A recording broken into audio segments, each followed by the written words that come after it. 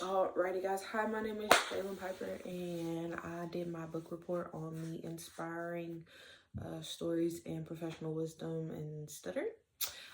This is a book that's written by a variety of different authors, just detailing their experience, what they had to go through with in their journey with stuttering.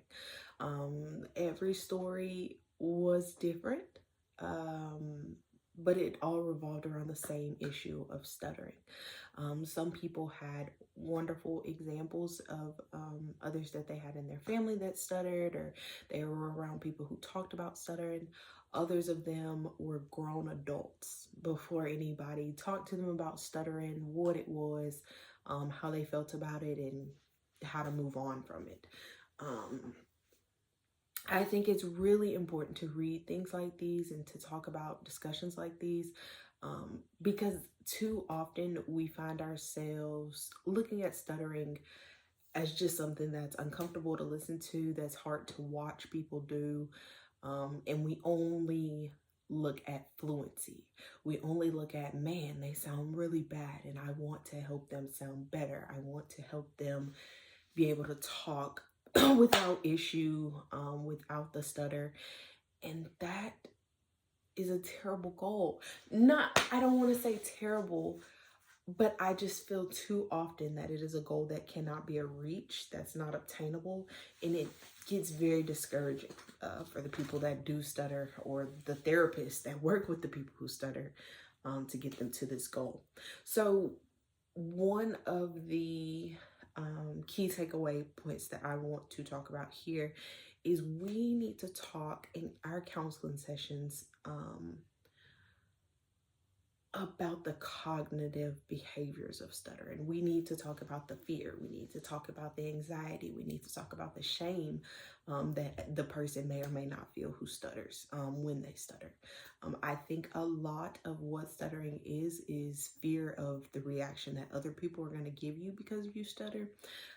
And in counseling, doing things like pseudo stuttering or just openly stuttering or just talking about stuttering kind of takes away some of that shock value that stuttering has or can have on people who do stutter and people who hear stuttering. So I think it's super important that we talk about it. Not only talk about it, but be the kind of therapist that someone feels comfortable talking to. In my discussion, I talked about the importance of a strong therapeutic alliance. That is very important. When you are a kind of person that someone feels like they can talk to, they can not even so much relate to, but talk to, you have a warm demeanor, you're not dismissive, you're accepting of what they're saying, you're listening to what they're saying, and you're not just writing it off like, oh, this is a case point. It's nothing like that. When you are able to talk to somebody and actually have a real discussion, they feel more comfortable talking to you. And I think that is the goal that we need to strive for. And again, really focusing on the cognitive behaviors that go along with stuttering, addressing the shame, addressing the fear, because those are normal everyday reactions, and we can talk about them and be able to rewrite the narrative that just because you stutter does not mean that you have to be fearful of how you talk. How you talk should not be something that you're afraid of. It should just be a part of you.